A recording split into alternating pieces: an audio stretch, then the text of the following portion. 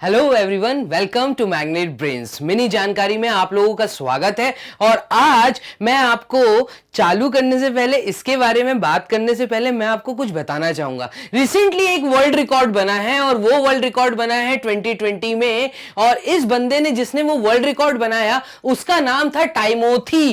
टाइमोथी, please इस पे ध्यान दीजिएगा। टाइमोथी मुलिशियन। टाइमोथी मुलिशियन ये यूएसए से हैं और इन्होंने अभी 2020 जितनी मुझे डेट याद आ रही है, ये डेट थी कुछ 29 जैन।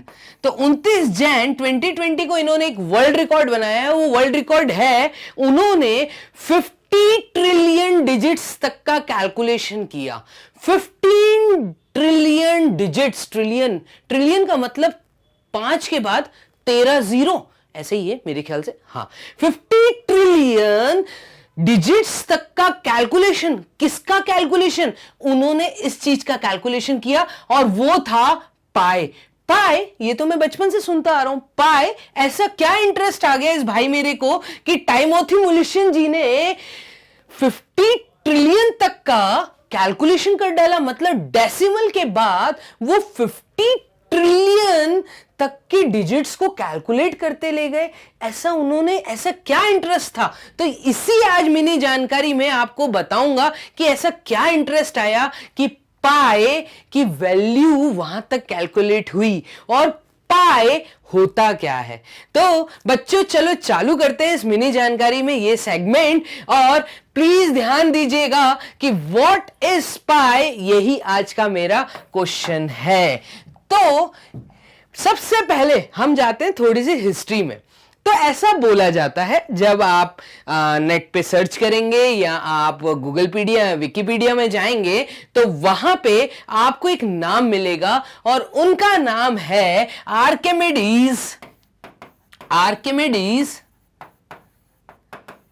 Of Cyrus. SYRACUS। तो आर्किमिडीज ऑफ साइरस ने, ऐसा बोला जाता है कि पाई इंट्रोड्यूस कराया था। ठीक है, और ये 200 BC के आसपास की बात है। इनके बाद एक्चुअल में जो चीज आज मैं समझाने वाला हूं कि पाई आया कहां से, ये नाम है एक चाइनीज मैथमेटिशियन जो एक बहुत अच्छे एस्ट्रोनॉमर और एक बहुत अच्छे मैथमेटिशियन थे। इनका नाम था जू चोंगजी। यस, जू चोंगजी जी ने इस चीज का एक्चुअल तरीका, ऐसा बोला जाता है कि ये इनके थ्रू इंट्रोड्यूस करवाया गया। तो सबसे पहले आर्किमिडीज ऑफ साइरस ने इस चीज को इंट्रोड्यूस कराया। उसके बाद जो चीज मैथमेटिक्स में फॉलो होने लगी, वो जू चोंगजी जी के प्रिंसिपल पे यूज होने लगी। इन्होंने ऐसा क्या दिया था? तो प्लीज ध्यान दीजिएगा, यहां पे जो पाई की वैल्यू थी कि ये पाई, हम जब भी इस वर्ड को सुनते हैं, सबसे पहले तो ये पाई होता क्या है, आप इसको समझना। ये पाई एक ग्रीक लेटर का अल्फाबेट है। ग्रीक लेटर है, मतलब जैसे हम ABCDEFGH पढ़ते हैं, ऐसे ही ग्रीक लैंग्वेज पढ़ने के लिए जो अल्फाबेट्स होते हैं, उन अल्फाबेट्स में पाई एक उनका लेटर है। ठीक है, अब इस पाई को यूज किया गया मैथमेटिक्स के अंदर कैलकुलेशन करने के लिए। किस चीज का कैलकुलेशन करने के लिए? हमने इस चीज के कैलकुलेशन करने के लिए किया कि अगर मुझे कोई सर्कल, प्रॉपर गोला बनाना है, प्रॉपर सर्कल बनाना है, तो प्रॉपर सर्कल कैसे बनेगा? देखिए क्या होता था, हिस्ट्री जब बैक में हम जाके बात करें, तो उस समय नई नई चीजें इंट्रोड्यूस हो रही थी। तो जब बंदे को एक जगह से दूसरी जगह जाना था, या अपने सामान को शिफ्ट करना था, या ट्रेवल करना था, तो उन्होंने एक बैलगाड़ी का सोचा कि यार ऐसी कोई चीज हो जिससे हम इधर से उधर जा सके। और इस टायर का उन्होंने एक्चुअल में एक गोल चीज का, टायर का उन लोगों ने आविष्कार किया, इन्वेंट किया। अब जब वो टायर बनाते थे, ठीक है, जब वो कोई गोल चीज बनाते थे कि उस सरफेस पे चले, वो उनका प्रॉपर गोला, प्रॉपर जो सर्कल था, वो प्रॉपर सर्कल नहीं बन पाता था। तो इसके ऊपर स्टडी चालू हुई कि भाई ये प्रॉपर गोला कैसे बने। इस स्टडी के अंदर एक चीज देखी गई कि जब हम इसकी बाउंड्री, जब मैं इसकी बाउंड्री बात करता हूं, सर्कल की बाउंड्री के बारे में बात करता हूं, तो इसको हम कहते हैं सरकमफ्रेंस। जब हम सरकमफ्रेंस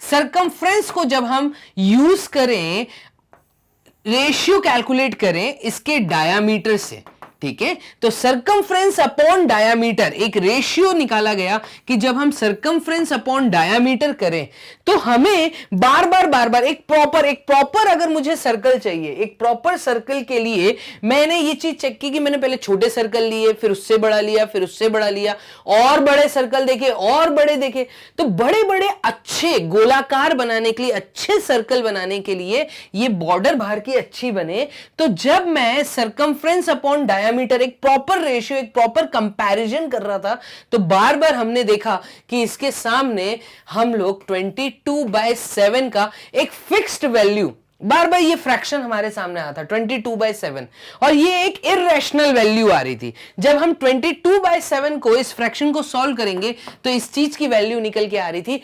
3.14 एंड सो ऑन, ये चीज चलती जा रही थी 3.14 और इसके बाद एंड सो ऑन। इसी पॉइंट के बाद ये कहां तक, तो कई लोगों ने इसमें और इंटरेस्ट लेना चालू किया। किसी ने 100 डिजिट ढूंढा, फिर दूसरे ने कहा अच्छा तूने 100 ढूंढा, मैं 1000 तक जाऊंगा, फिर दूसरे ने बोला अच्छा मैं 2000 तक जाऊंगा, और ये करते करते जो हमारे बंदे थे, कौन, टाइमोथी जी जो यूएस से हैं, उन्होंने रिसेंटली 2020 ने एक वर्ल्ड रिकॉर्ड बना दिया। उन्होंने कहा मैं तो डेसिमल के बाद 50 ट्रिलियन डिजिट्स तक का कैलकुलेशन कर सकता हूं।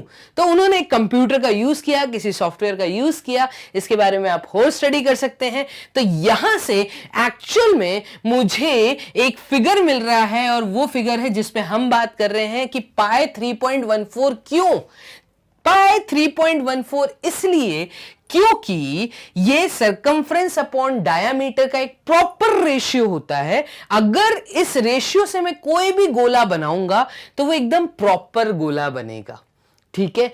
तो 22/7 का रेशियो हमेशा आना चाहिए। अब आप कुछ भी सरकमफ्रेंस ले लो, कोई भी डायामीटर ले लो, इस प्रैक्टिकल को आप घर पे करके देखो, तो मिनी जानकारी में मैंने आज आपको बताया कि क्यों पाए। आपको एक चीज मैं और बताना चाहूंगा जो कि बहुत इंटरेस्टिंग है, एक डेट। उस डेट को आप हमेशा याद रखिएगा और इसको एंजॉय करते रहिएगा। वो डेट है 14th March of every year. क्यों सर, हम इस डेट को क्यों एंजॉय करें? तो 14th March of every year actual में 1988 में एक हिस्ट्री आपको बता रहा हूं, इसी से रिलेटेड है।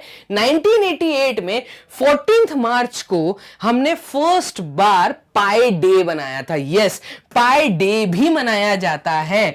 तो ये जो पाई डे है ये सेलिब्रेट होता है every year 14th of March.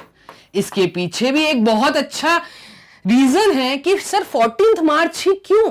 अगर आप वैल्यू देखें पाई की, तो पाई की जो वैल्यू है ये है 3.14। 14th मार्च, मार्च मतलब 3 और 14 ये जो 14 है, तो every month of March, that is every year of March, और वो डेट प्रॉपर 14th को, इस चीज का हमने, इस चीज से इस इंटरेस्टिंग 2-3 फिगर्स को उठाया और हम इन दिन को एंजॉय करने लगे बच्चों। तो पाई डे भी एंजॉय किया जाता है। पाई के लिए एक वर्ल्ड रिकॉर्ड है, और पाई आया कहां से ये चीज मैंने आज आपको बच्चों इंट्रोड्यूस कराई है। क्योंकि ये लेटर ग्रीक है, तो मैं आपसे एक जो लॉजिक और आपको देखने को मिलेगा ये भी मैं आपसे शेयर करना चाहूंगा।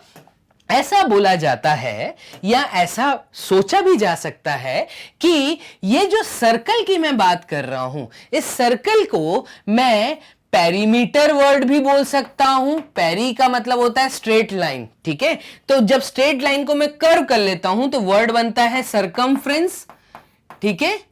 और ग्रीक लैंग्वेज के अंदर जो वर्ड पेरीमीटर है, इसके लिए एक वर्ड यूज होता है, वो है पेरीमेथोस। पेरीमेथ्रोस ये वर्ड यूज होता है बच्चों। आप आप सिर्फ इसको नोट कर सकते हैं अपनी जारी जानकारी के लिए। तो पेरीमीटर के लिए पेरीमेत्रोस वर्ड यूज होता है और सरकमफ्रेंस के लिए हम एक वर्ड यूज करते हैं बच्चों, और वो वर्ड है पेरीफेरिया। ग्रीक लैंग्वेज में पेरीफेरिया। और सरकमफ्रेंस और पेरीमीटर के लिए जो वर्ड है, वर्ड की शुरुआत में पी आ रहा है, तो हो सकता है ऐसा भी माना जाता है कि हमने वो ग्रीक लैंग्वेज के उस लेटर 16th लेटर में से पाई को उठाया है। ये जो पाई है ये बेसिकली पाई 16th लेटर है ग्रीक लैंग्वेज का। ग्रीक अल्फाबेट्स में ये 16th लेटर है पाई। तो हो सकता है ये जो पी इन दोनों में आ रहा है, पेरीमेत्रोस और पेरीफेरिया में, इसमें से भी पी का यूज करके, क्योंकि पाई की भी पहला लेटर पी है, तो हमने हो सकता है इसको इसलिए ग्रीक लैंग्वेज में पाई सिंबल का यूज किया। तो ये पाई कुछ नहीं, एक सिंपल सा सिंबल है जो कि ग्रीक लेटर्स से है। सेकंड थिंग कि पाई की जो वैल्यू है ये एक कंपैरिजन है। हमेशा याद रखिएगा, कोई भी पूछे या आपको ये चीज पता होनी चाहिए, पाई सिंपली एक कंपैरिजन है सरकमफ्रेंस और डायामीटर का।